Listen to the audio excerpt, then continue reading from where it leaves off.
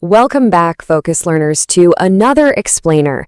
Look, if your budget always seems to fall apart after just a couple of weeks, you're probably carrying around a ton of financial guilt, right? But what if the problem actually isn't you?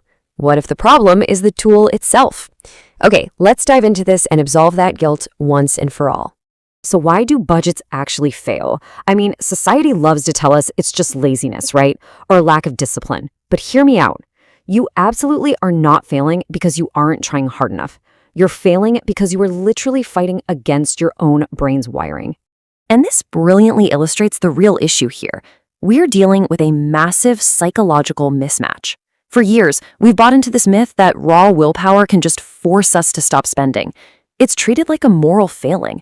But in reality, most budgets fundamentally misunderstand human psychology. They're built on flawed assumptions. Once you realize this, honestly, everything starts to make sense. The first hidden reason is what we call the restriction rebound effect.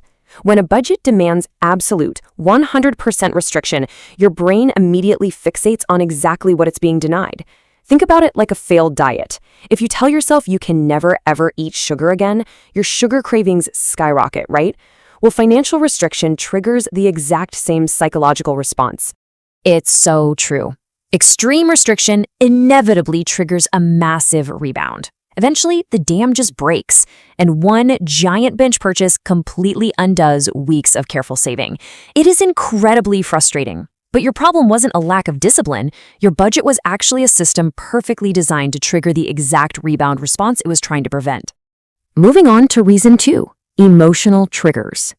Look, we aren't rational robots, are we? We don't just spend based on cold logic. We stress spend on expensive takeout after a brutal workday, or maybe we comfort shop online when we're feeling a bit down. The crazy part is that traditional budgets entirely ignore these emotional realities. There's a quote I love here. A spreadsheet never addressed the anxiety. Think about that for a second. Tracking numbers without addressing why you're spending is just treating the symptom, not the root cause. Building alternative coping mechanisms for your specific emotional triggers is so much more effective than just obsessing over a spreadsheet. Because you'll always overspend when you're anxious if your spreadsheet doesn't know how to calm you down. Let's move to and see how this builds into reason number 3, unrealistic timeframes. Most people attempt a complete financial overhaul literally overnight, demanding instant transformation. But trying to drastically cut spending everywhere simultaneously, it creates this massive, overwhelming psychological friction. And let's be real, overwhelm is the absolute fastest path to just throwing in the towel and quitting. Behavioral change psychology actually shows us that sustainable habits require gradual adjustment. Budgets that succeed long-term aren't built in a day, they're built incrementally. You have to adjust maybe just 1 or 2 categories first. Give it time and let your brain gradually adapt to that new normal before you try changing everything else across the board. Now, reason 4 is highly personal. It's about the stories we tell ourselves, that internalized negative self-talk. How many times have you heard someone say, or maybe even said yourself, "I'm just not a numbers person," or "I'm inherently bad with money"? Telling yourself that creates a massive gap between who you think you are and the financial goals you're trying to reach. We call this identity misalignment. And it's huge because even if you have the most perfect budgeting structure in the world, if your underlying identity says, "This just isn't who I am," you will unconsciously sabotage yourself. You'll eventually abandon the budget just to protect that existing self-image. So real success? It means addressing this identity gap before you even open a spreadsheet.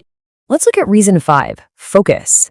You see, most budgets rely entirely on tracking past spending, always looking in the rearview mirror. But just reviewing where your money went last month does absolutely nothing to change the environment that actually produced those spending patterns in the first place. If your shopping apps are constantly pinging you with notifications, after-the-fact tracking won't fix your behavior. Now, what's really interesting about this slide is how we can fix that by designing your feature environment. It's all about shifting friction. You want to make your desired behavior, like saving, super easy and make undesired behavior incredibly hard. For example, simply removing your saved payment information from your browser or deleting those shopping apps from your phone completely disrupts that effortless impulse purchase because you actually have to get up and go find your wallet.